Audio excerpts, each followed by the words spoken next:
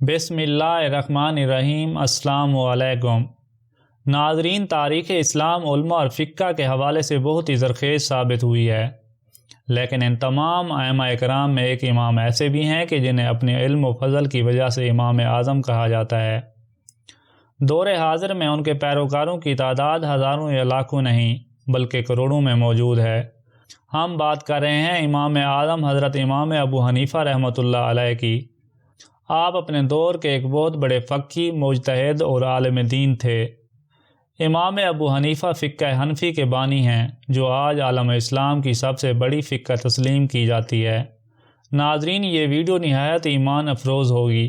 اس video میں ہم نہ صرف حضرت امام ابو حنیفہ کی علمی و اجتہادی خدمات پر روشنی ڈالیں گے، بلکہ آج ہم آپ کو وہ باتیں بھی بتائیں گے کہ جو شاید اس سے پہلے آپ نے کبھی نہ سنی ہوں، اس لیے اس ویڈیو کو آخر تک دیکھیے گا۔ ناظرین، فارس کا ایک شخص زوتی حضرت علی علیہ السلام کی خدمت میں حاضر ہوا۔ اس کی گود میں ایک بچہ تھا۔ اس نے اپنے بچے کو حضرت علی علیہ السلام کی گود میں دے دیا تاکہ آپ اس کے لیے دعا فرما دیں۔ آپ نے شفقت فرمائی اور نہ صرف اس بچے کے لیے دعا فرمائی بلکہ اس کی اولاد کے حق میں بھی دعا فرمائی۔ اس بچے کا نام ثابت تھا۔ ثابت کے ہاں سن 80 ہجری میں ایک بیٹا پیدا ہوا۔ ثابت نے اپنے بیٹے کا نام نعمان رکھا۔ اس طرح حضرت نعمان بن ثابت پیدا ہوئے۔ آج دنیا انہیں امام اعظم کے لقب سے جانتی ہے۔ ابو حنیفہ آپ کی کنیت ہے۔ آپ کی پیدائش کے وقت چند صحابہ اکرام ابھی حیات تھے۔ ان کے نام حضرت انس بن مالک، حضرت عبداللہ بن ابی اوفا، حضرت سہل بن سعد، حضرت ابو الطفیل عمر بن واصلہ رضی اللہ تعالیٰ عنہ ہیں۔ حضرت انس بن مالک رضی اللہ تعالیٰ عنہ تو بہت بڑے اور مشہور ترین صحابہ میں سے ہیں، اور آپ حضور نبی کریم صلی اللہ علیہ وآلہ آلہ وصحبہ وسلم کے خادم خاص تھے۔ آپ نے سن 93 ہجری میں وفات پائی۔ حضرت سہل بن سعد رضی اللہ تعالیٰ عنہ نے سن 91 ہجری میں انتقال کیا۔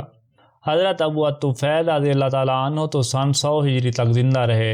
ابن سعد نے لکھا ہے کہ امام ابو حنیفہ نے حضرت انس بن مالک رضی اللہ تعالیٰ عنہ کی زیارت کی ہے۔ امام ابو حنیفہ رحمۃ اللہ علیہ کے بچپن کے دور میں ملکی حالات نہایت خوفناک تھے۔ خلیفہ عبد الملک کی طرف سے اس وقت عراق کا گورنر حجاج بن یوسف تھا۔ حجاج بن یوسف نے ہر طرف قیامت مچا رکھی تھی۔ اس کے ظلم کا دور دورہ تھا۔ حجاج بن یوسف کے ظلم کا نشانہ بننے والے زیادہ تر عالم اور فاضل لوگ تھے۔ حجاج کے ظلم کی مثال دیتے ہوئے کہا جاتا ہے کہ اگر اور پیغمبروں کی امتیں سب مل کر اپنے اپنے زمانے کے بدکاروں کو پیش کریں اور ہم ان سب کے مقابلے میں صرف حجاج بن یوسف کو پیش کریں تو پلہ حجاج بن یوسف کا باری ہوگا۔ مطلب یہ ہے کہ وہ اس قدر ظالم تھا۔ اس کا نتیجہ یہ تھا کہ عالم چھپتے پھرتے تھے۔ مطلب یہ کہ علمی سرگرمیاں دب کر رہ گئی تھیں۔ اسلام کی روحانی برکتیں جیسے اوڑ گئی تھیں۔ جتنے بڑے عہدوں پر لوگ تھے اتنے ہی وہ ظالم تھے۔ حضرت عمر بن عبدالعزیز رحمۃ اللہ علیہ فرمایا کرتے تھے، اس وقت ایسا لگتا تھا کہ گویا ساری دنیا ظلم سے بھر گئی ہو۔ مطلب یہ کہ ایسے دور میں تعلیمی سرگرمیاں بالکل ماند پڑ چکی تھیں۔ اگرچہ سلسلہ بالکل بند نہیں ہوا تھا، قرآن اور حدیث کی درس گاہیں موجود تھی۔ پھر ایسا ہوا کہ سن 95 ہجری میں حجاج بن یوسف مر گیا۔ خلیفہ ولید نے بھی سن 6 ہجری میں وفات پائی۔ ولید کے بعد سلمان بن عبد الملک خلیفہ بنے تھے۔ ان کے بارے میں تاریخ لکھنے والے کہتے ہیں کہ اچھے انسان تھے۔ انہوں نے اسلامی دنیا پر سب سے بڑا احسان یہ کیا کہ حضرت عمر بن عبدالعزیز رحمۃ اللہ علیہ کو سلطنت کا مشیر بنایا اور مرتے وقت وصیت لکھی، میرے بعد عمر بن عبدالعزیز کو خلیفہ بنا لیا جائے۔ حضرت عمر بن عبدالعزیز رحمۃ اللہ علیہ کی خلافت نے ملک کو عدل و انصاف سے بھر دیا۔ خیر و برکت کی روح پیدا ہو گئی۔ جن لوگوں نے شاہی جاگیروں پر قبضہ کر رکھا تھا ان سب سے وہ جاگیریں واپس حاصل کی۔ جہاں جہاں ظالم گورنر اور دوسرے عمرا تھے ان سب کو معزول کر دیا۔ ان تمام کاموں سے بڑھ کر یہ کام کیا کہ اسلامی علوم کو رونق بخشی۔ آپ نے امام زہری رحمۃ اللہ علیہ کو حکم دیا کہ حدیثوں کو جمع کریں۔ یہ مجموعہ تیار ہوا تو ممالک اسلامیہ میں اس کی نقلیں بھجوائیں۔ یہ تفصیل بیان کرنے کا مقصد یہ ہے کہ ولید اور حجاج بن یوسف کے دور تک امام ابو حنیفہ تعلیم حاصل کرنے کی طرف توجہ نہ دے سکے۔ نہ اس قسم کے مواقع حاصل تھے۔ باپ دادا تاجر تھے، لہٰذا آپ نے بھی تجارت شروع کر دی اور اپنی ذہانت سے تجارت کو بہت ترقی دی۔ لیکن سلیمان کے عہد میں جب تعلیم کے میدان نظر آنے لگے تو آپ کے دل میں بھی تحریک پیدا ہوئی۔ ایک روز آپ بازار سے گزر رہے تھے، ایسے میں آپ امام شعبی رحمۃ اللہ علیہ کے مکان کے سامنے سے گزرے۔ یہ کوفہ کے مشہور امام تھے۔ ان کی نظر امام صاحب پر پڑی تو اشارے سے انہیں قریب بلا لیا اور پوچھا، نوجوان کہاں جا رہے ہو؟ آپ نے اس سوداگر کا بتایا جس سے ملنے جا رہے تھے۔ اس پر امام شعبی رحمۃ اللہ علیہ نے فرمایا، میرا مطلب ہے تم پڑھتے کس سے ہو؟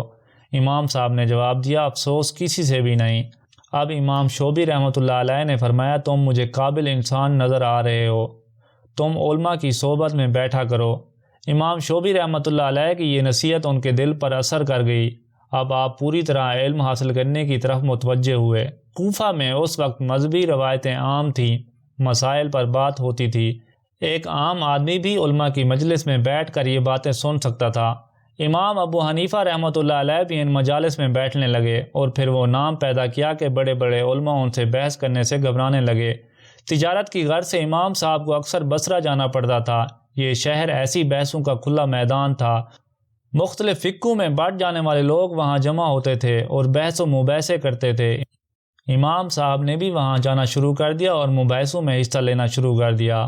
آپ ہمیشہ ان پر غالب رہے، سب کو لاجواب کیا، لیکن آخر اس قسم کے جھگڑوں کو چھوڑ چھاڑ کر آپ فقہ کی طرف مائل ہو گئے اور پھر تمام عمر فقہ پر صرف کر دی۔ تاہم کبھی کبھی آپ کو مناظرہ کرنا پڑ جاتا تھا۔ آگے چل کر آپ کے کچھ مناظروں کا حال بھی آپ کو بتائیں گے۔ شروع میں آپ نے خوب مناظرے کیے، پھر یکدم ترک کر دیے۔ اس کی وجہ یہ بیان فرماتے ہیں کہ مجھے خیال آیا بڑے بڑے صحابہ اس قسم کے بحثوں سے الگ رہا کرتے تھے، حالانکہ ان باتوں کی حقیقت ان سے زیادہ کون جان سکتا تھا۔ صحابہ کرام رضوان اللہ تعالی علیہم اجمعین کی توجہ جس قدر تھی فقہی مسائل کی طرف تھی، یہی مسائل وہ دوسروں کو تعلیم دیتے تھے۔ اس زمانے میں ایک عورت نے آ کر آپ سے یہ مسئلہ پوچھا، ایک شخص اپنی بیوی کو سنت کے طریقے پر طلاق دینا چاہتا ہے، وہ کیسے دے؟ آپ اسے خود یہ مسئلہ نہ بتا سکے، چنانچہ اس عورت سے فرمایا، امام حماد کے درس کا حلقہ یہاں سے قریب ہے، ان سے پوچھ لیں اور جو وہ بتائیں جاتے ہوئے مجھے بھی بتا دیں۔ وہ عورت چلی گئی، تھوڑی دیر بعد واپس آئی۔ امام حماد نے جو جواب بتایا تھا آپ کو سنا دیا۔ امام صاحب فرماتے ہیں کہ مجھے بہت عبرت ہوئی، اسی وقت اٹھا اور امام حماد کے حلقہ درس میں جا بیٹھا۔ امام حماد کوفہ کے مشہور امام اور اپنے وقت کے استاد تھے۔ انہوں نے صحابی رسول حضرت انس بن مالک رضی اللہ تعالیٰ عنہ سے احادیث سنی تھی۔ بڑے بڑے تابعین کی صحبت میں بیٹھنے لگے۔ اس وقت کوفہ میں انہی کا مدرسہ اہم تھا۔ حضرت عبداللہ ابن مسعود رضی اللہ تعالیٰ عنہ سے فقہ کا جو سلسلہ چلا تھا وہ اسی مدرسے تک چلا آیا تھا۔ امام ابو حنیفہ رحمۃ اللہ علیہ نہایت اطمینان اور دل جمی کے ساتھ اس حلقے میں بیٹھنے لگے۔ اس وقت درس کا طریقہ یہ تھا کہ استاد کسی خاص مسئلے پر زبانی گفتگو کیا کرتا تھا، شاگرد اسے یاد کر لیتے تھے یا لکھ لیتے تھے۔ امام ابو حنیفہ رحمۃ اللہ علیہ پہلے روز حلقے کے بائیں طرف بیٹھے۔ شروع میں طلباء کو بائیں طرف ہی بٹھایا جاتا تھا، لیکن چند روز ہی امام حماد نے جان لیا کہ ان کے درس کے حلقے میں ایک ایسا شخص ہے جس کی برابری کوئی نہیں کر سکتا۔ چنانچہ آپ نے حکم دیا، نعمان تم سب سے آگے بیٹھا کرو۔ امام صاحب 2 برس تک امام حماد کے حلقے میں بیٹھتے رہے۔ اس کے بعد خیال آیا کہ اب خود درس کا سلسلہ شروع کروں، لیکن استاد کے ادب کی وجہ سے ایسا نہ کر سکے۔ پھر اتفاق ایسا ہوا کہ امام حماد کا ایک رشتہ دار فوت ہو گیا۔ وہ بصرہ میں رہتا تھا۔ امام حماد کے سوا اس کا کوئی وارث نہیں تھا، چنانچہ انہیں جانا پڑا۔ اس وقت امام حماد نے امام صاحب کو اپنا جانشین مقرر فرمایا۔ استاد کی عدم موجودگی میں آپ نے درس کا سلسلہ شروع کیا۔ ایسے میں بہت سے مسائل ایسے سامنے آئے جن میں استاد سے کوئی روایت نہیں تھی، چنانچہ اپنی سمجھ کے مطابق یعنی اپنے اجتہاد سے ان مسئلوں کے جواب دیتے رہے۔ احتیاط یہ کی کہ ان مسائل کو ایک کاغذ پر لکھتے چلے گئے۔ 2 ماہ بعد امام حماد واپس کوفہ آئے تو آپ نے وہ کاغذ انہیں پیش کر دیا اور بتا دیا کہ وہ کیا کرتے رہے ہیں۔ وہ کل 60 مسئلے تھے، ان میں سے 40 کے جوابات آپ نے بالکل درست دیے تھے، 20 میں امام حماد نے غلطیاں نکالی۔ اس وقت امام ابو حنیفہ رحمۃ اللہ علیہ نے فیصلہ کیا جب تک امام حماد زندہ ہیں ان کی شاگردی کا تعلق ختم نہیں کروں گا۔ امام حماد رحمۃ اللہ علیہ نے سن 120 ہجری میں انتقال کیا۔ اس دوران اگرچہ امام ابو حنیفہ رحمۃ اللہ علیہ نے کئی بزرگوں سے فقہ کی تعلیم حاصل کی، لیکن اس فن میں آپ خاص شاگرد امام حماد رحمۃ اللہ علیہ کے ہیں، اور اسی لیے آپ ان کی حد سے زیادہ تعظیم کرتے تھے۔ امام حماد کی شاگردی کے دور میں آپ نے حدیث کی طرف خاص توجہ دی، کیونکہ حدیث کے بغیر فقہ کی تحقیق ہو ہی نہیں سکتی۔ اس وقت اسلامی ملکوں میں احادیث کے درس خوب زور و شور سے جاری تھے، سند اور روایات کے دفتر کھلے تھے۔ 10,000 کے قریب صحابہ کرام رضوان اللہ تعالی علیہم اجمعین نے اسلامی ملکوں میں پھیل کر یہ سلسلہ شروع کیا تھا۔ صحابہ کے بعد یہ کام تابعین نے جاری رکھا تھا۔ ان کے سلسلے تمام اسلامی ملکوں میں پھیل گئے تھے۔ ان میں خاص طور پر مکہ، مدینہ، یمن، بصرہ اور کوفہ زیادہ عام تھے۔ شہر کوفہ حضرت عمر بن خطاب رضی اللہ تعالیٰ عنہ کے حکم پر بسایا گیا تھا۔ آپ نے حضرت سعد بن ابی وقاص رضی اللہ تعالیٰ عنہ کو خط لکھا تھا۔ اس کے الفاظ یہ تھے: مسلمانوں کے لیے ایک شہر بساؤ۔ حضرت سعد بن ابی وقاص رضی اللہ تعالیٰ عنہ نے 17 ہجری میں اس شہر کی بنیاد رکھی۔ سادہ قسم کے گھر تعمیر کروائے۔ جوں ہی گھر تعمیر ہوئے، عرب کے قبائل ہر طرف سے آ کر ان میں آباد ہونے لگے، یہاں تک کہ جلد ہی یہ شہر کوفہ ادب کا ایک خطہ بن گیا۔ حضرت عمر رضی اللہ تعالیٰ عنہ نے یمن کے 12,000 اور نجار کے 8,000 آدمیوں کے روزینے مقرر کیے۔ یہ لوگ وہاں جا کر آباد ہوئے تھے۔ پھر جلد ہی اس شہر میں وہ چہل پہل نظر آنے لگی کہ حضرت عمر رضی اللہ تعالیٰ عنہ اس شہر کے بارے میں فرمایا کرتے تھے: یہ شہر اللہ کا علم ہے، ایمان کا خزانہ ہے اور عرب کا سرمایہ ہے۔ پھر حضرت علی کرم اللہ وجہ الکریم نے اس شہر کو اپنے دور خلافت میں دارالخلافہ بنایا۔ اس شہر میں 150 صحابہ کرام رضوان اللہ تعالی علیہم اجمعین بھی آ کر آباد ہوئے۔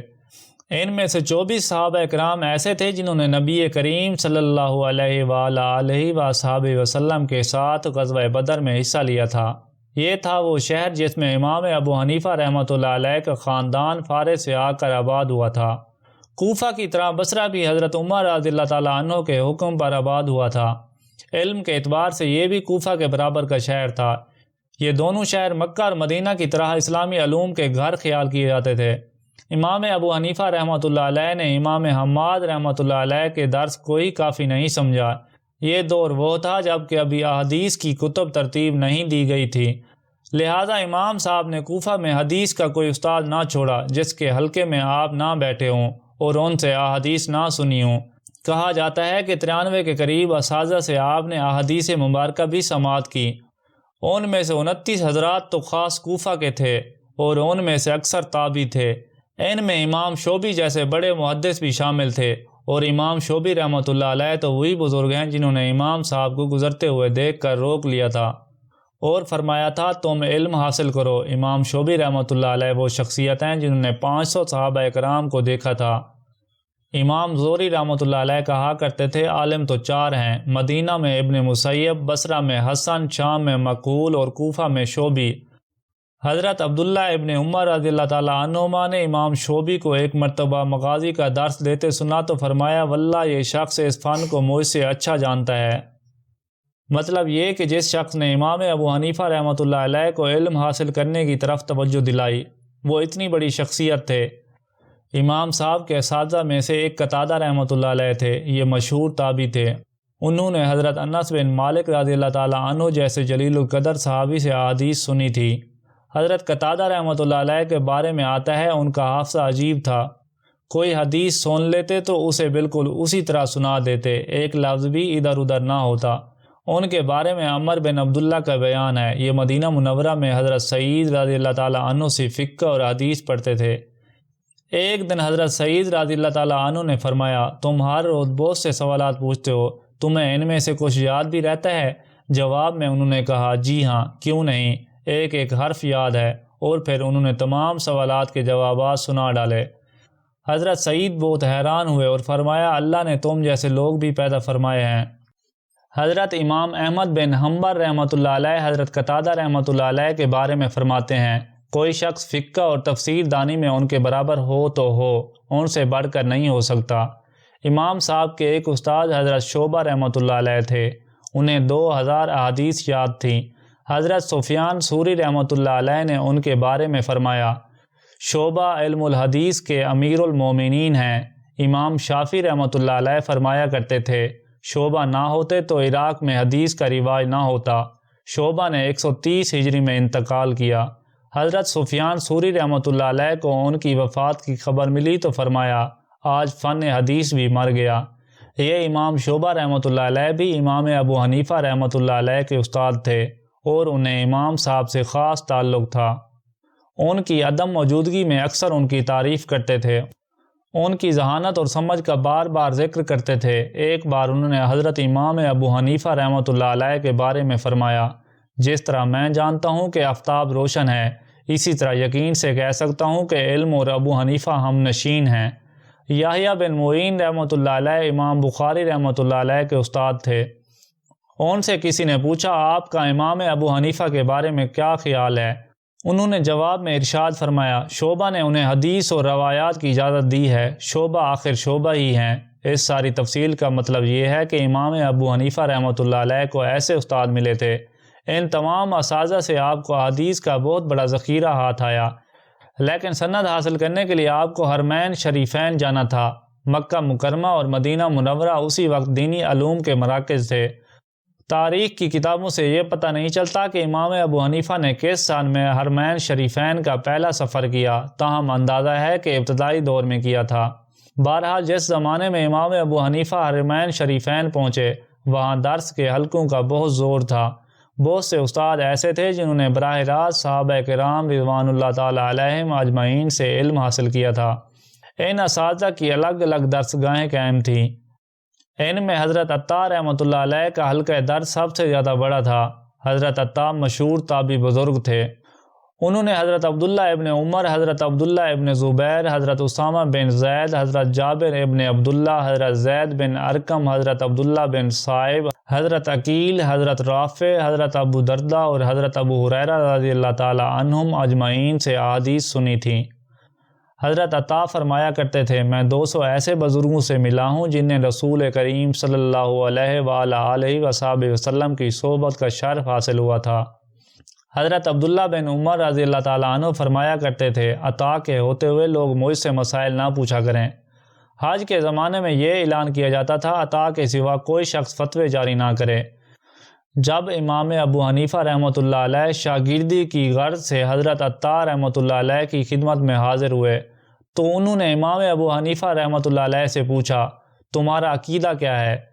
امام ابو حنیفہ رحمۃ اللہ علیہ نے جواب میں عرض کیا میں اسلاف کو برا نہیں کہتا، گناہگار کو کافر نہیں سمجھتا، قضاء اور قدر تقدیر کا قائل ہوں۔ آپ کا یہ جواب سن کر حضرت عطا رحمۃ اللہ علیہ نے درس میں بیٹھنے کی اجازت دے دی۔ چند ہی دن بعد حضرت عطا رحمۃ اللہ علیہ پر آپ کی حقیقت کھل گئی، ان کی نظروں میں آپ کا وقار بڑھتا چلا گیا۔ پھر ایسا ہونے لگا جب امام صاحب درس کے حلقے میں جاتے تو حضرت عطا دوسروں کو ہٹا کر انہیں اپنے بالکل قریب بٹھانے لگے۔ حضرت عطا سن 115 ہجری تک زندہ رہے۔ اس وقت تک امام صاحب جب بھی مکہ مکرمہ جاتے ان کی خدمت میں حاضر رہتے۔ حضرت امام ابو حنیفہ رحمۃ اللہ علیہ مدینہ منورہ کے محدث حضرت اکرمہ رحمۃ اللہ علیہ کے درس میں بھی شریک ہوتے رہے، ان سے بھی آپ نے حدیث کی سند لی۔ حضرت اکرمہ وہ شخصیت ہیں جو حضرت عبداللہ بن عباس رضی اللہ تعالی عنہما کے غلام و شاگرد تھے۔ انہوں نے نہایت توجہ اور کوشش سے اکرمہ کی تربیت کی تھی، یہاں تک کہ انہیں اپنی زندگی میں ہی فتوے دینے کی ذمہ داری سونپ دی تھی۔ پھر یہ کہ حضرت اکرمہ نے صرف انہی سے دین نہیں سیکھا تھا بلکہ حضرت علی کرم اللہ وجہ الکریم، حضرت ابو ہریرہ، حضرت عبداللہ بن عمر، حضرت عقبہ بن عمر، حضرت صفوان، حضرت جابر اور حضرت ابو قتادہ رحمۃ اللہ تعالی عنہم اجمعین سے بھی علم حاصل کیا تھا اور فقہ کے مسائل پر تحقیق کی تھی۔ تقریباً 70 مشہور تابعین نے ان سے حدیث اور تفسیر سیکھی۔ امام شعبی رحمۃ اللہ علیہ کہا کرتے تھے قرآن جاننے والا اکرمہ سے بڑھ کر کوئی نہیں۔ حضرت سعید بن زبیر رحمۃ اللہ علیہ جو کہ تابعین کے سردار تھے، ان سے ایک شخص نے پوچھا دنیا میں آپ سے بڑھ کر بھی کوئی عالم ہے؟ آپ نے جواب میں ارشاد فرمایا ہاں اکرمہ ہیں۔ حضرت اکرمہ رحمۃ اللہ علیہ کے علاوہ امام ابو حنیفہ رحمۃ اللہ علیہ، حضرت سلمان رحمۃ اللہ علیہ اور حضرت سالم رحمۃ اللہ علیہ کی خدمت میں بھی حاضر ہوئے۔ حضرت سلمان رحمۃ اللہ علیہ ام المومنین میمونہ رضی اللہ تعالی عنہا کے غلام تھے۔ اور حضرت سالم حضرت عمر رضی اللہ تعالیٰ عنہ کے پوتے تھے۔ ان دونوں بزرگوں سے آپ نے احادیث کی سماعت کی۔ امام ابو حنیفہ رحمۃ اللہ علیہ نے تعلیم حاصل کرنے کا سلسلہ زندگی کے آخر تک قائم رکھا۔ اکثر حرمین شریفین جاتے اور مہینوں وہاں قیام فرماتے۔ حج کے دنوں میں اسلامی ملکوں کے ہر گوشے سے بڑے بڑے اہل علم اور اہل کمال آتے تھے۔ ان کا مقصد حج کے ساتھ دوسروں تک علم پہنچانا بھی تھا۔ امام صاحب اکثر ان لوگوں کی خدمت میں بھی بیٹھتے۔ امام اوزائی رحمۃ اللہ علیہ اور امام مقبول رحمۃ اللہ علیہ شام کے عالم تھے۔ امام ابو حنیفہ رحمۃ اللہ علیہ نے ان دونوں حضرات سے مکہ ہی میں تعارف حاصل کیا اور حدیث کی سند لی۔ اس وقت تک امام ابو حنیفہ رحمۃ اللہ علیہ کی شہرت ان کے فقہ اور اجتہاد کی وجہ سے دور دور تک پھیل چکی تھی۔ ظاہری طور پر دیکھنے والوں نے تو امام صاحب کے بارے میں یہ تک مشہور کر دیا تھا کہ یہ شخص دین کے معاملے میں اپنی گھڑی ہوئی باتیں لوگوں کو بتاتا ہے۔ انہی دنوں حضرت عبداللہ بن مبارک رحمۃ اللہ علیہ نے بیروت کا سفر کیا۔ یہ حضرت امام ابو حنیفہ رحمۃ اللہ علیہ کے مشہور شاگرد ہیں۔ بیروت میں جب ان کی امام اوزائی رحمۃ اللہ علیہ سے پہلی ملاقات ہوئی تو انہوں نے پوچھا کوفہ میں وہ کون شخص ہے جو دین میں نئی نئی باتیں نکالتا ہے اور جس کا نام ابو حنیفہ ہے۔ حضرت عبداللہ بن مبارک نے یہ سوال سن کر کچھ جواب نہ دیا اور گھر چلے آئے۔ 2-3 دن بعد پھر ان کی خدمت میں گئے تو چند صفحات ساتھ لے گئے۔ امام اوزائی نے ان سے وہ صفحات لے لیے۔ سب سے اوپر لکھا نظر آیا، نعمان بن ثابت نے کہا۔ دیر تک دیکھتے رہے، مطالعہ کرتے رہے۔ پھر پوچھا یہ نعمان بن ثابت کون بزرگ ہیں؟ انہوں نے جواب دیا عراق کے ایک شخص ہیں، میں ان کی صحبت میں رہا ہوں، یعنی یہ بتایا کہ یہی امام ابو حنیفہ ہیں۔ امام اوزائی نے فرمایا بڑے پائے کے بزرگ ہیں۔ اب حضرت عبداللہ بن مبارک نے فرمایا حضرت یہ وہی ابو حنیفہ ہیں جن کو آپ بدعتی کہہ رہے تھے۔ امام اوزائی کو فوراً اپنی غلطی کا احساس ہو گیا۔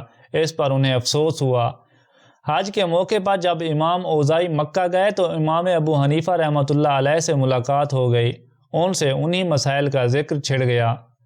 حضرت عبداللہ بن مبارک بھی وہاں موجود تھے۔ وہ بیان کرتے ہیں کہ امام ابو حنیفہ رحمۃ اللہ علیہ نے اس خوبی سے تقریر کی کہ امام اوزائی حیرت زدہ رہ گئے۔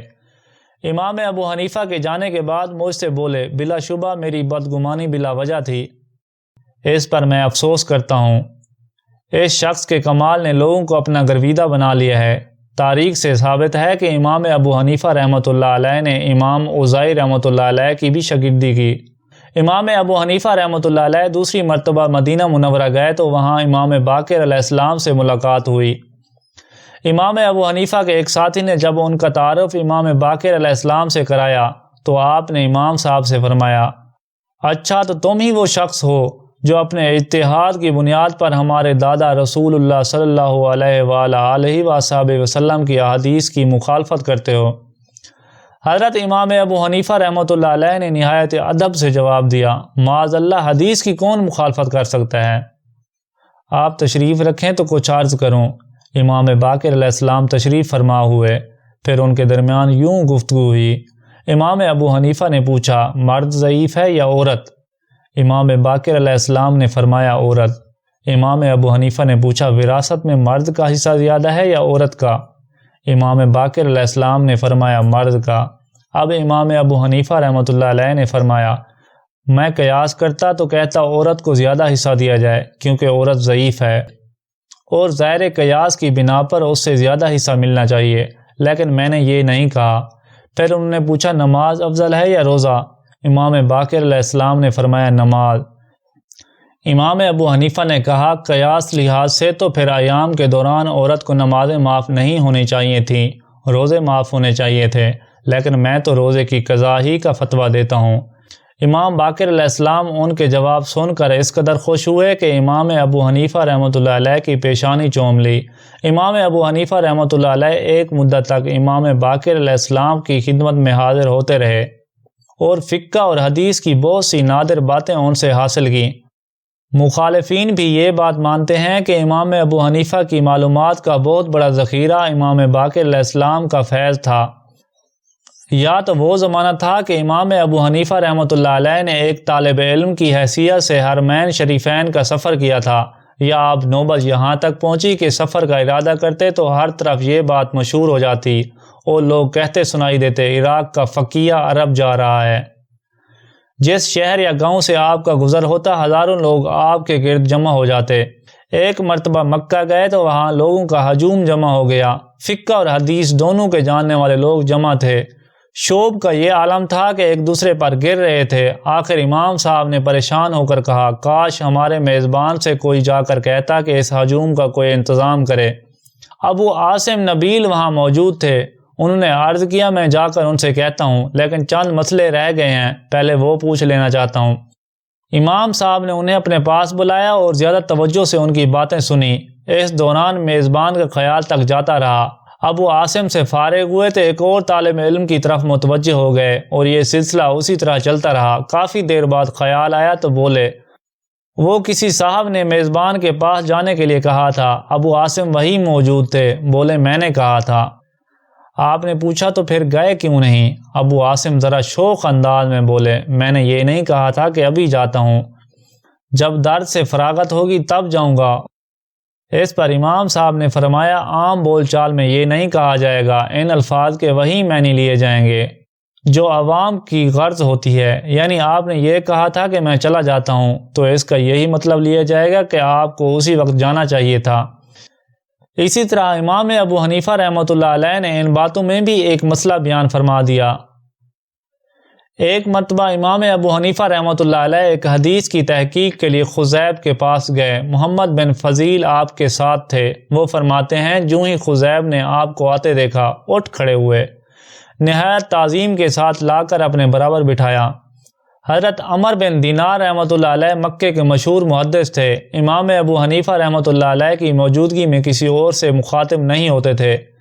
امام صاحب امام مالک رحمۃ اللہ علیہ کے درس میں بھی بیٹھتے تھے، اگرچہ امام مالک عمر میں ان سے 13 سال چھوٹے تھے۔ آپ ان کے سامنے بہت باادب ہو کر بیٹھتے تھے، جیسا کہ شاگرد استاد کے سامنے بیٹھتے ہیں۔ امام مالک بھی ان کا بہت احترام کرتے تھے۔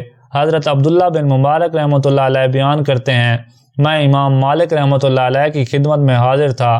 ایسے میں ایک بزرگ آئے۔ امام مالک نے ان کی بہت تعظیم کی اور اپنے برابر بٹھایا۔ ان کے جانے کے بعد امام مالک نے پوچھا، جانتے ہو یہ کون تھے؟ میں نے انکار میں سر ہلایا تو فرمایا، یہ ابو حنیفہ عراقی تھے۔ یہ اگر اس ستون کو سونے کا ستون ثابت کرنا چاہیں تو ایسا کر سکتے ہیں۔ امام صاحب کے جانے کے بعد ایک اور صاحب آئے۔ امام مالک نے ان کی اس قدر تعظیم نہ کی جتنی امام ابو حنیفہ کی تھی۔ ان کے جانے کے بعد فرمایا، یہ سفیان ثوری تھے۔ امام ابو حنیفہ رحمۃ اللہ علیہ کے اساتذہ بے شمار ہیں۔ ابو حفص کبیر نے دعویٰ کیا ہے کہ کم از کم 4000 اساتذہ سے آپ نے احادیث روایت کی ہیں۔ تاریخ اسلام میں اگرچہ یہ کوئی عجیب بات نہیں، اور بھی بہت سے لوگ ایسے ہیں جن کے اساتذہ کی تعداد 4000 سے کم نہیں ہوگی، اور ایسے تو بہت گزرے ہیں جن کے اساتذہ 1000 سے زیادہ تھے۔ علامہ ذوبی رحمۃ اللہ علیہ نے آپ کے اساتذہ کے نام بھی گنوائے ہیں۔ زیادہ اہم اور مشہور اساتذہ کے ناموں کا ہم ذکر کر چکے ہیں۔ اتنے زیادہ اساتذہ کے ہونے کے باوجود امام ابو حنیفہ احادیث کی روایت کے معاملے بہت زیادہ محتاط تھے۔ ایک مرتبہ آپ اپنے استاد امام حماد رحمۃ اللہ علیہ کے ساتھ امام عامش رحمۃ اللہ علیہ سے ملاقات کے لیے گئے۔ چلتے چلتے مغرب کا وقت ہو گیا۔ وضو کے لیے پانی کی تلاش ہوئی مگر پانی نہ مل سکا۔ امام حماد نے تیمم کرنے کے لیے کہا۔ ان کی بات کے جواب میں امام ابو حنیفہ رحمۃ اللہ علیہ نے فرمایا، آخر وقت تک پانی ملنے کا انتظار کرنا چاہیے۔ اتفاق کی بات کہ کچھ دور چل کر پانی مل گیا۔ سب نے وضو کیا اور نماز ادا کی۔ یہ پہلا موقع تھا جب امام ابو حنیفہ نے استاد کی رائے سے اختلاف کیا۔ امام حماد کے ہوتے ہوئے امام ابو حنیفہ رحمۃ اللہ علیہ نے ایک فقیہ کا درجہ حاصل کر لیا تھا، لیکن ان کی موجودگی میں آپ نے اپنا الگ درس قائم نہ کیا، یعنی استاد کے احترام میں ایسا نہ کیا۔ خود امام ابو حنیفہ اس بارے میں فرماتے ہیں، امام حماد جب تک زندہ رہے میں نے ان کے مکان کی طرف کبھی پاؤں نہیں پھیلائے۔ یہ تھا استاد کا ادب۔ امام حماد نے سن 120 ہجری میں وفات پائی۔ امام نقی رحمۃ اللہ علیہ ان سے پہلے ہی وفات پا چکے تھے۔ اب ان کی وفات سے کوفہ میں گویا تاریکی پھیل گئی۔ امام حماد نے ایک لائق بیٹا چھوڑا تھا۔ لوگوں نے درس کی مسند پر انہی کو بٹھا دیا، لیکن ان کا رجحان فقہ کی طرف نہیں تھا۔ اسی طرح موسیٰ بن کثیر کو مسند پر بٹھایا گیا۔ یہ امام حماد کے تجربہ کار شاگرد تھے، عمر کے لحاظ سے بہت بڑے تھے، تاہم فقہ کے پوری طرح ماہر نہیں تھے، بزرگوں کی صحبت میں ضرور رہے تھے۔ یہی وجہ تھی کہ لوگوں پر ان کا خاص اثر تھا۔ چند روز تک ان کی وجہ سے درس کا حلقہ قائم رہا، لیکن پھر وہ حج کے لیے تشریف لے گئے۔ اب تمام بزرگوں نے حضرت امام ابو حنیفہ رحمۃ اللہ علیہ سے درخواست کی کہ وہ درس کی مسند سنبھال لیں۔ نوجوانی کے عالم میں استاد کی عدم موجودگی میں وہ اس مسند پر بیٹھ چکے تھے، لیکن اب جب سب لوگوں نے ان سے درخواست کی تو آپ نے منع فرمایا نہیں، یہ بہت بڑی ذمہ داری کا کام ہے۔ جب لوگوں نے بہت اصرار کیا تو آپ کو ماننا پڑا، لیکن دل پھر بھی مطمئن نہیں تھا۔ انہی دنوں آپ نے خواب دیکھا کہ نبی کریم صلی اللہ علیہ وآلہ وصحبہ وسلم کی قبر انور کھود رہے ہیں۔ یہ خواب دیکھ کر آپ گھبرا گئے، ڈر گئے اور خیال کیا کہ یہ ان کی نااہلیت کی طرف اشارہ ہے۔ اس زمانے کی تعبیر بتانے کے ماہر کو یہ خواب سنایا گیا تو انہوں نے فرمایا، اس سے مراد ایک مردہ علم کو زندہ کرنا ہے۔ تعبیر سن کر آپ کو سکون اور اطمینان ہو گیا۔ اس خواب کا ذکر تمام محدثین و مورخین نے کیا ہے۔ اب امام ابو حنیفہ رحمۃ اللہ علیہ نے درس شروع کیا۔ شروع میں صرف امام حماد کے پرانے شاگرد آپ کے درس میں شریک ہوتے رہے، لیکن چند ہی روز میں آپ کے درس نے وہ شہرت حاصل کر لی کہ کوفہ کے اکثر درس گاہیں ختم ہو گئیں اور سب کے سب امام ابو حنیفہ رحمۃ اللہ علیہ کے درس میں شریک ہو گئے۔ پھر تو حالت یہ ہوئی کہ خود ان کے استاد مثلا معمر بن قدام اور امام امش رحمۃ اللہ علیہ جیسے لوگ آپ سے مسائل معلوم کرنے لگے اور لوگوں کو ترغیب دینے لگے کہ امام ابو حنیفہ رحمۃ اللہ علیہ کے درس میں بیٹھا کرو۔ اور پھر حالت یہ ہوئی کہ اسپین کے علاوہ اسلامی دنیا کا کوئی ایسا حصہ نہ رہا جو ان کی شاگردی میں نہ آیا ہو۔ جن جن مقامات کے لوگ ان کی خدمت میں پہنچے ان سب کا شمار نہیں کیا جا سکتا۔ انہی دنوں خلیفہ مروان نے کوفہ کا گورنر یزید بن عمر بن حبرہ کو مقرر کر دیا۔ ان دنوں عراق میں فساد برپا تھا۔ گورنر یزید بن عمر فساد کو دور کرنے کا خواہش مند تھا۔ اس نے جب غور کیا تو اس نتیجے پر پہنچا کہ نظام حکومت میں مذہبی لوگوں کو شامل کیا جائے۔ اس نے سوچا حکومت کو مذہبی ستونوں پر قائم کرنا چاہیے۔ چنانچہ اس نے عراق کے تمام فقہاء کو بلا لیا۔ ان میں قاضی ابن ابی لیلہ، ابن شبرمہ، داؤد بن ہند رحمۃ اللہ علیہم جیسی حضرات شامل تھے۔ گورنر نے بڑی بڑی ملکی خدمات ان کے سپرد کی۔ امام ابو حنیفہ رحمۃ اللہ علیہ کو بھی عہدہ دینا چاہا، لیکن آپ نے انکار کر دیا۔ اس پر یزید نے قسم کھا کر کہا، یہ عہدہ آپ کو منظور کرنا ہوگا۔ آپ نے فرمایا، نہیں، میں یہ عہدہ قبول نہیں کر سکتا۔ یزید نے کہا، جبراً ایسا کراؤں گا۔ حضرت امام ابو حنیفہ رحمۃ اللہ علیہ نے پھر بھی انکار کیا اور فرمایا، اگر یزید مجھ سے صرف یہ کہے کہ میں مسجد کے دروازے گن دوں تو میں اتنا بھی نہیں کروں گا، کیونکہ مجھے یہ گوارا نہیں کہ یزید کسی مسلمان کے قتل کا حکم لکھے اور میں اس حکم پر مہر لگاؤں۔ آپ کا جواب سن کر یزید طیش میں آ گیا۔ اس نے حکم دیا، ہر روز امام ابو حنیفہ کو 10 کوڑے لگائے جائیں۔ اس ظالمانہ حکم کی تعمیل کی گئی۔ آپ کو روزانہ 10 کوڑے لگائے جانے لگے۔ امام صاحب بھی اپنی بات پر قائم رہے۔ آخر مجبور ہو کر یزید نے چھوڑ دیا۔ اللہ رب العزت نے امام ابو حنیفہ کو سیرت کے ساتھ حسن بھی عطا فرمایا تھا۔ قد درمیانہ تھا، گفتگو نہایت شیریں تھی، آواز بلند تھی، کتنا ہی پیچیدہ مضمون ہو نہایت صفائی سے بیان کر سکتے تھے۔ خوش لباس تھے، عام طور پر قیمتی لباس پہنتے تھے۔ امام ابو حنیفہ رحمۃ اللہ علیہ دوسرے علماء سے مختلف تھے۔ ان کے زمانے کے علماء شاہی دربار سے وظیفے لیتے تھے اور اس بات کو عیب خیال نہیں کرتے تھے۔ امام صاحب شاہی دربار سے کوئی وظیفہ نہیں لیتے تھے اور نہ ہی اس کو اچھا سمجھتے تھے۔ یہی وجہ تھی کہ امام ابو حنیفہ کو حق بات کہنے میں کوئی جھجک نہیں ہوتی تھی۔ انسان کتنا ہی صاف گو ہو، احسان وہ جادو ہے کہ اسے بچنا ممکن نہیں۔ امام صاحب نے تمام عمر کسی کا احسان نہ لیا، اس لیے ان کی آواز کوئی نہ دبا سکا۔ ایک دن کوفہ کے گورنر عبیرہ نے آپ سے کہا، آپ کبھی کبھی تشریف لے آیا کریں تو یہ مجھ پر احسان ہوگا۔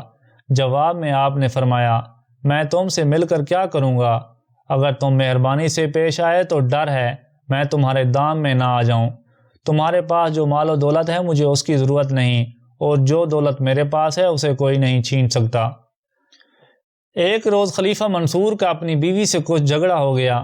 بیوی کو شکایت تھی کہ خلیفہ انصاف نہیں کرتا۔ اس پر خلیفہ نے کہا کسی کو منصف مقرر کر لو۔ اس کی بیوی نے امام ابو حنیفہ رحمۃ اللہ علیہ کو منصف مقرر کر دیا۔ خلیفہ نے اسی وقت امام صاحب کو بلا بھیجا۔ بیوی پردے کے دوسری طرف بیٹھ گئی تاکہ امام صاحب جو فیصلہ کریں اس کو اپنے کانوں سے سن سکیں۔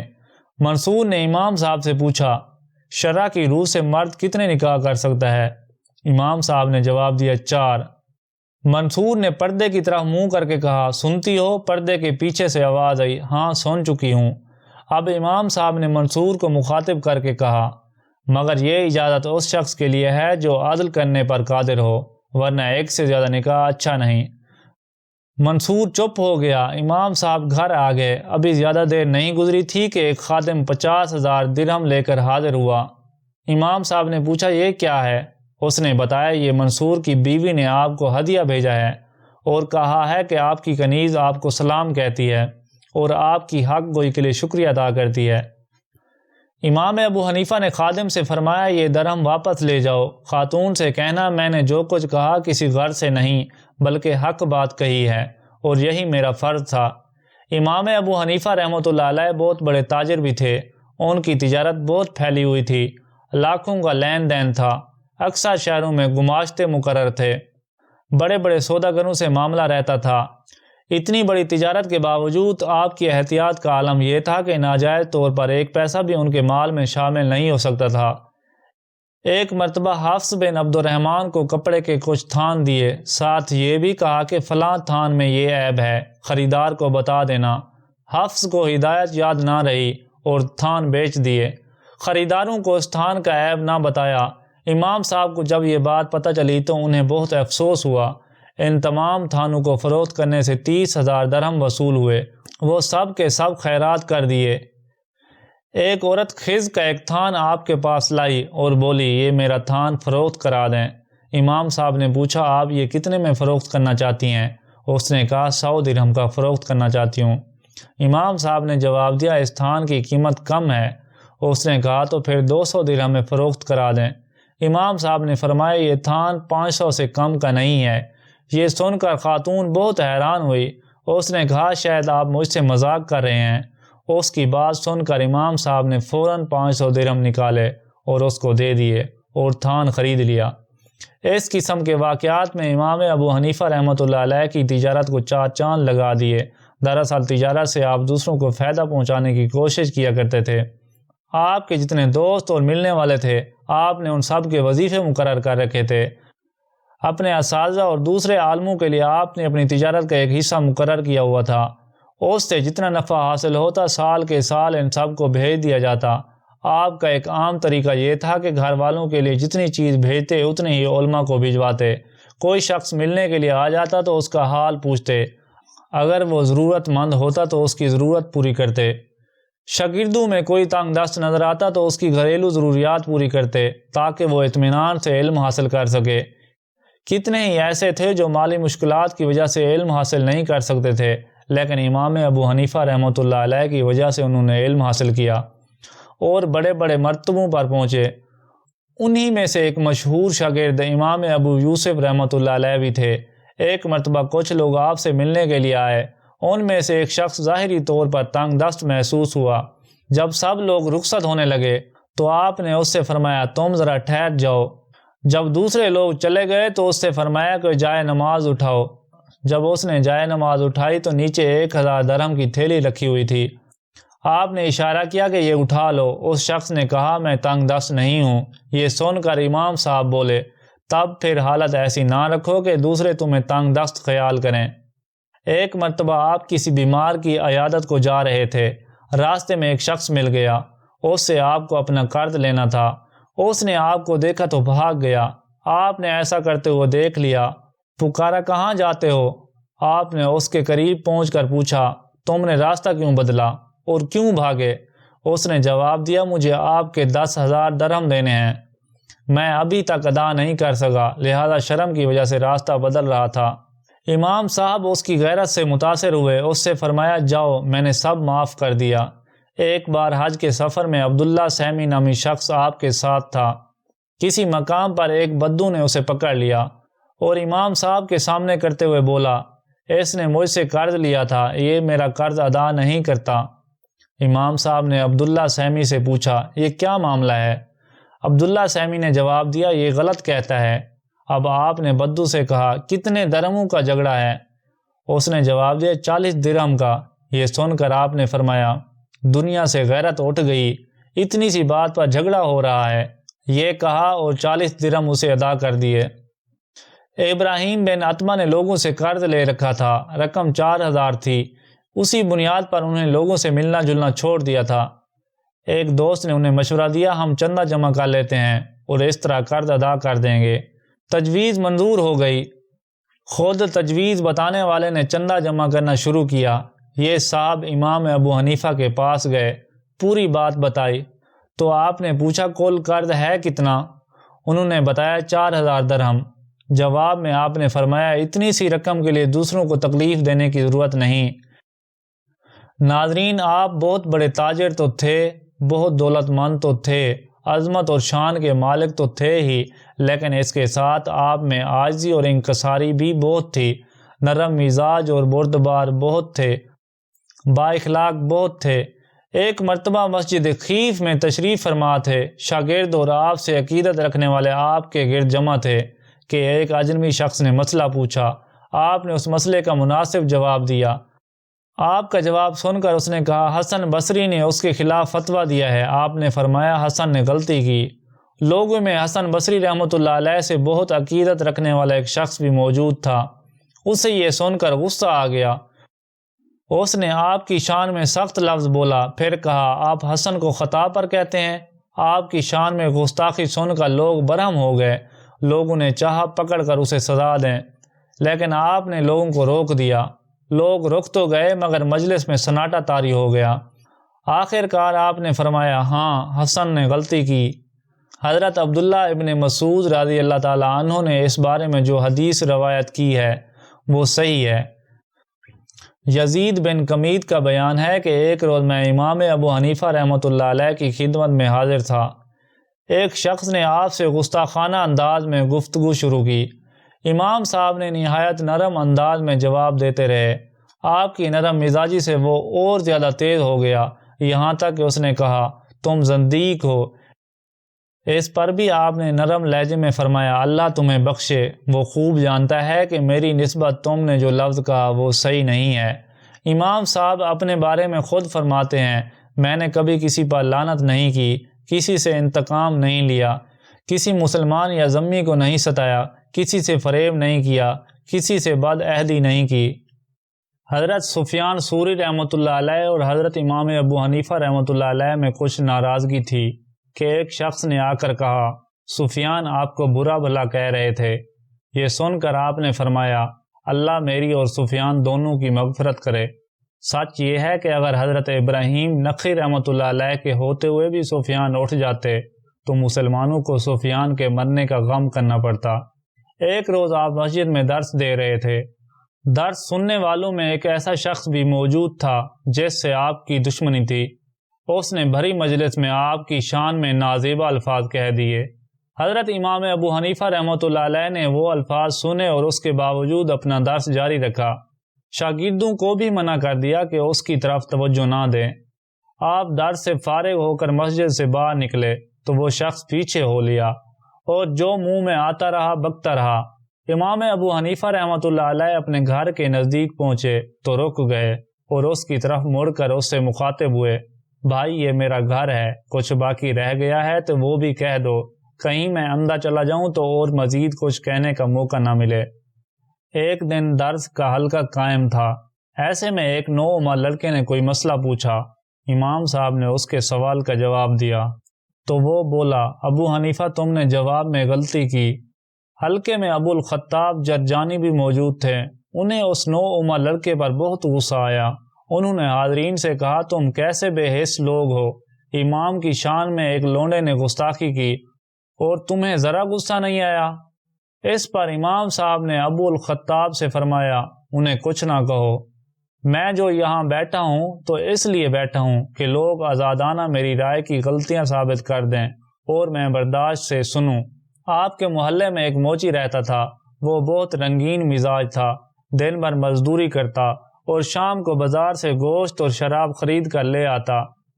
اس کے دوست اس کے گھر میں جمع ہوتے، رات گئے تک دوستوں کے ساتھ شراب اور گوشت کا دور چلتا، وہاں اشعار بھی پڑھتے جاتے۔ امام صاحب ذکر اذکار کی وجہ سے رات کو بہت کم سوتے تھے، وہ ان کی بےہودگیاں سنتے رہتے لیکن اپنے اخلاق کی وجہ سے کچھ نہ کہتے۔ ایک رات شہر کا کوتوال ادھر آ نکلا اور اس موچی کو پکڑ کر لے گیا اور قید خانے میں ڈال دیا۔ صبح کے وقت امام ابو حنیفہ نے اپنے دوستوں سے کہا، آج رات ہمارے ہمسائے کی آواز نہیں آئی۔ انہیں بتایا گیا کہ اسے رات کو شہر کا کوتوال پکڑ کر لے گیا ہے۔ آپ نے اسی وقت سواری منگوائی، لباس تبدیل کیا اور گورنر کے پاس گئے۔ وہ عباسی دور تھا، خلیفہ منصور کی طرف سے عیسیٰ بن موسیٰ گورنر تھا۔ یہ شخص بہت سوجھ بوجھ کا مالک تھا۔ اس کے کارندوں نے اسے اطلاع دی، امام ابو حنیفہ آپ سے ملنے آئے ہیں۔ یہ سنتے ہی اس نے درباریوں کو حکم دیا کہ آگے جا کر امام کا استقبال کرو اور سواری پر ہی انہیں یہاں لے آؤ۔ جب آپ کی سواری قریب آئی تو وہ فوراً تعظیم کے لیے اٹھ کھڑا ہوا، نہایت ادب سے اپنے پاس بٹھایا، پھر بولا، آپ نے آنے کی کیوں زحمت کی؟ کوئی کام تھا تو مجھے بلا لیا ہوتا، میں حاضر ہو جاتا۔ آپ نے فرمایا، میرے پڑوسی کو رات کو کوتوال اٹھا کر لے آیا ہے، میں اس کی رہائی کے سلسلے میں آیا ہوں۔ گورنر نے فوراً داروغہ جیل کو حکم دیا، اس نے موچی کو اسی وقت رہا کر دیا۔ امام صاحب گورنر سے رخصت ہوئے تو موچی بھی آپ کے ساتھ روانہ ہوا۔ مارے شرم کہ اس کا برا حال تھا، اس سے کچھ کہا نہیں جا رہا تھا، بس اتنا کہہ سکا، آپ نے ہمسائیگی کا حق ادا کر دیا۔ اس کے بعد اس نے عیش پرستی سے توبہ کر لی اور امام صاحب کے درس کے حلقے میں بیٹھنے لگا۔ رفتہ رفتہ اس نے علم فقہ میں مہارت حاصل کر لی اور فقیہ کے لقب سے پکارا جانے لگا۔ امام ابو حنیفہ رحمۃ اللہ علیہ کے والد آپ کے بچپن ہی میں فوت ہو گئے تھے، والدہ ایک مدت تک زندہ رہیں۔ امام صاحب ان کی خوب خدمت کرتے تھے۔ وہ عام قسم کے واعظوں اور قصے سنانے والوں سے عقیدت رکھتی تھی۔ کوفہ میں عمر بن زر نام کا ایک مشہور واعظ تھا، ان کے ساتھ انہیں خاص عقیدت تھی۔ کوئی مسئلہ پوچھنے کی ضرورت پیش آتی تو وہ اپنے بیٹے امام ابو حنیفہ کو حکم دیتی کہ عمر بن زر کے پاس چلے جاؤ اور یہ مسئلہ پوچھ کر آؤ۔ امام صاحب والدہ کے حکم کی تعمیل میں جب عمر بن زر کے پاس جاتے تو وہ ان سے کہتے، آپ خود اس مسئلے کا جواب دیں، میں آپ کے سامنے کیسے زبان کھول سکتا ہوں؟ امام صاحب فرماتے، والدہ کا یہ حکم ہے کہ آپ سے مسئلہ پوچھ کر انہیں بتاؤں۔ پھر کبھی کبھی ایسا بھی ہوتا کہ عمر بن زر کہتے کہ میں آپ کو اس مسئلے کا جواب نہیں دے سکتا، آپ خود اس مسئلے کا جواب دیں، میں وہی دہرا دوں گا اور آپ جا کر والدہ کو بتا دیں۔ کبھی والدہ ضد بھی کرتی کہ میں خود جا کر ان سے مسئلہ پوچھوں گی۔ اس مقصد کے لیے وہ خچر پر سوار ہوتی تو امام صاحب خچر کی بانگ پکڑ کر پیدل روانہ ہوتے۔ اب والدہ عمر بن زر کے سامنے پہنچ کر ان سے مسئلہ بیان کرتی اور جواب پوچھتی۔ ایک مرتبہ والدہ نے امام ابو حنیفہ سے کہا، مجھے یہ مسئلہ درپیش ہے، مجھے کیا کرنا چاہیے؟ امام ابو حنیفہ نے فوراً مسئلے کا جواب بتا دیا۔ اس پر والدہ نے کہا، تمہاری سند نہیں، زرکہ نامی ایک شخص ہے، اس کے پاس سند ہے اور مجھے اس پر اعتبار ہے۔ اس پر امام صاحب والدہ کو زرکہ کے پاس لے گئے اور مسئلہ بیان کر دیا۔ زرکہ نے آپ سے کہا، آپ مجھ سے زیادہ جانتے ہیں، آپ نے خود مسئلہ کیوں نہیں بتا دیا؟ امام صاحب نے کہا، میں نے اس مسئلے کا یہ جواب دیا تھا۔ زرکہ بولے، آپ نے بالکل درست جواب دیا ہے۔ یہ سننے کے بعد ان کی والدہ کو اطمینان ہوا اور گھر واپس آئی۔ کوفہ کے گورنر ابن حبیرہ نے جب امام ابو حنیفہ رحمۃ اللہ علیہ کو قاضی مقرر کرنا چاہا اور آپ نے انکار کر دیا تھا تو اس نے آپ کو کوڑے لگوانے شروع کیے تھے۔ اس وقت والدہ محترمہ زندہ تھیں۔ جب انہیں پتہ چلا کہ ان کے بیٹے کو اس طرح کوڑے لگوائے جا رہے ہیں تو انہیں بہت صدمہ ہوا۔ امام ابو حنیفہ فرمایا کرتے تھے، مجھے کوڑے لگنے کی تکلیف کی چندہ پرواہ نہیں، البتہ دکھ اس بات کا ہے کہ میری تکلیف کی وجہ سے میری ماں کے دل کو صدمہ پہنچتا ہے۔ ایک دن مسجد میں بیٹھے تھے کہ کسی نے آ کر کہا، فلاں شخص چھت سے نیچے گر گیا ہے۔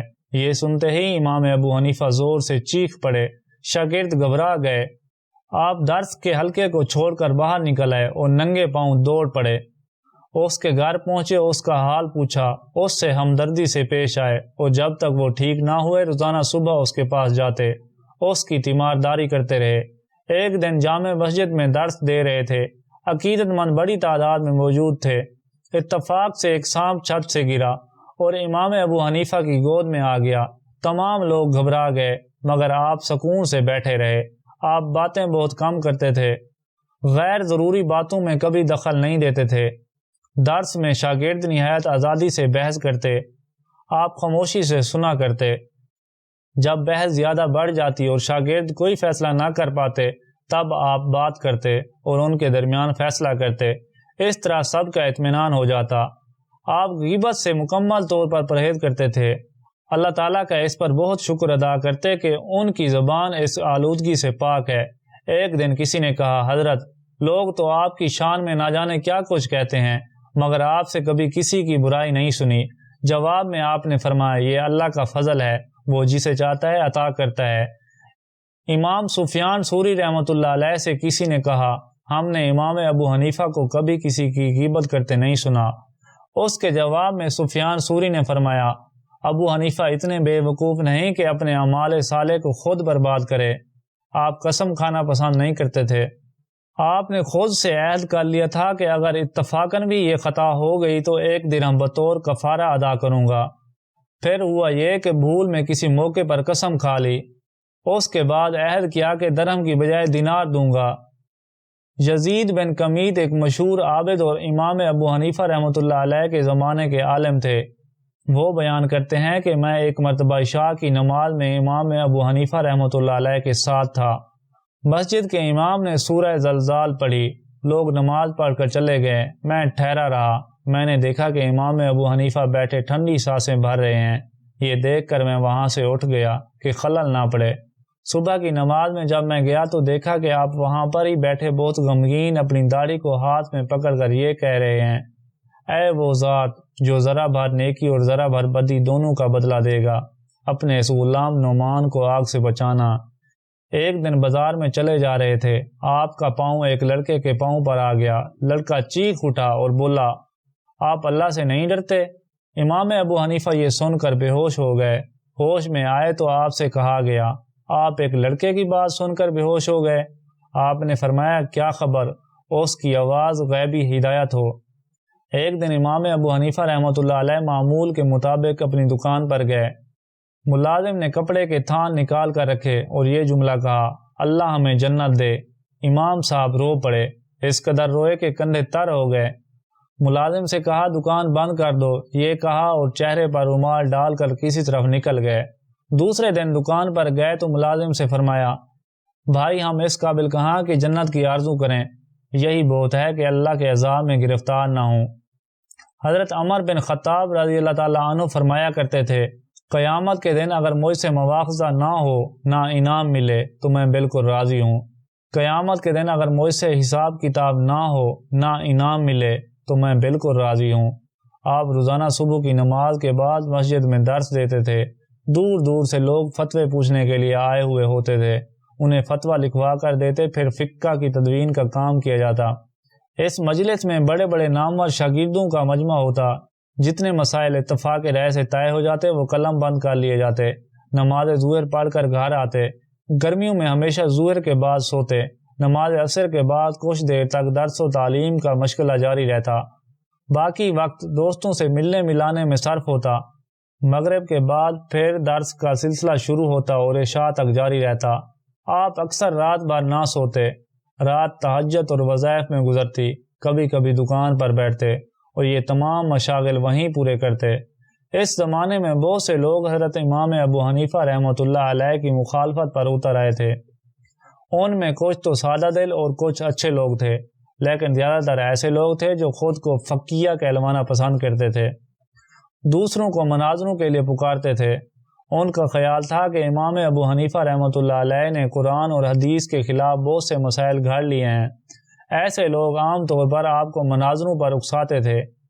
امام صاحب کو مجبوراً ان کے شبہات دور کرنے کے لیے میدان میں اترنا پڑتا تھا۔ یوں بھی اس زمانے میں مناظرہ درس کا ایک خاص طریقہ تھا۔ امام صاحب نے اپنے زیادہ تر اساتذہ سے اسی طریقے پر تعلیم پائی تھی۔ اب ان کے چند مناظروں کا حال آپ کے سامنے رکھتے ہیں۔ امام اوزاعی رحمۃ اللہ علیہ ملک شام کے فقہ کے امام تھے۔ یہ مکہ معظمہ میں امام ابو حنیفہ رحمۃ اللہ علیہ سے ملے اور آپ سے کہا، مجھے عراق والوں پر حیرت تھی، یہ لوگ رکوع میں جاتے اور رکوع سے سر اٹھاتے وقت رفع یدین نہیں کرتے، بلکہ میں نے امام زہری رحمۃ اللہ علیہ سے اور انہوں نے امام سالم بن عبداللہ رحمۃ اللہ علیہ سے اور انہوں نے حضرت عبداللہ بن عمر رضی اللہ تعالیٰ عنہما سے سنا ہے کہ رسول اللہ صلی اللہ علیہ وآلہ وسلم ان موقعوں پر رفع یدین کیا کرتے تھے۔ اب آپ بتائیں کہ آپ کے پاس رفع یدین نہ کرنے کی کیا دلیل ہے؟ حضرت امام ابو حنیفہ رحمۃ اللہ علیہ نے فرمایا، حضرت حماد رحمۃ اللہ علیہ نے حضرت ابراہیم نخعی رحمۃ اللہ علیہ سے اور حضرت ابراہیم نخعی رحمۃ اللہ علیہ نے حضرت علقمہ رحمۃ اللہ علیہ سے اور حضرت علقمہ رحمۃ اللہ علیہ نے حضرت عبداللہ ابن مسعود رضی اللہ تعالیٰ عنہ سے روایت کی ہے کہ حضور نبی کریم صلی اللہ علیہ وآلہ وسلم ان موقعوں پر رفع یدین نہیں فرماتے تھے۔ اس پر امام اوزاعی رحمۃ اللہ علیہ نے کہا، سبحان اللہ، میں تو زہری، سالم اور حضرت عبداللہ کے ذریعے بیان کرتا ہوں، آپ ان کے مقابلے میں حماد، نخعی اور علقمہ کا نام لیتے ہیں۔ جواب میں حضرت امام ابو حنیفہ رحمۃ اللہ علیہ نے فرمایا، میرے راوی آپ کے راویوں سے زیادہ فقیہ ہیں، اور حضرت عبداللہ ابن مسعود رضی اللہ تعالیٰ عنہ کا رتبہ اور مقام تو آپ کو معلوم ہی ہے، اس لیے ان کی روایات کو ترجیح دی جائے گی۔ اس مناظرے کا حال امام رازی رحمۃ اللہ علیہ نے اپنی کتاب مناقب الشافعی میں نقل کیا ہے۔ اس مسئلے کی وضاحت میں امام محمد نے لکھا ہے، ہماری روایت حضرت عبداللہ ابن مسعود رضی اللہ تعالیٰ عنہ تک جاتی ہے، جبکہ امام اوزاعی والی روایات حضرت عبداللہ ابن عمر رضی اللہ تعالیٰ عنہما تک جاتی ہے۔ اس لیے بحث اس پر ہے کہ کون سی روایت کو ترجیح دی جائے۔ اس سلسلے میں بات یہ ہے کہ حضرت عبداللہ ابن مسعود رضی اللہ تعالیٰ عنہ حضور نبی کریم صلی اللہ علیہ وآلہ وسلم کے زمانے میں پوری عمر کو پہنچ چکے تھے اور جماعت کی پہلی صف میں جگہ پاتے تھے، جبکہ حضرت عبداللہ ابن عمر رضی اللہ تعالیٰ عنہما ابھی کم عمر تھے اور انہیں دوسری یا تیسری صف میں جگہ ملتی تھی۔ اس لیے حضور نبی کریم صلی اللہ علیہ وآلہ وسلم کے حرکات و سکنات کو دیکھنے کا زیادہ موقع حضرت عبداللہ ابن مسعود رضی اللہ تعالیٰ عنہ کو ملتا تھا۔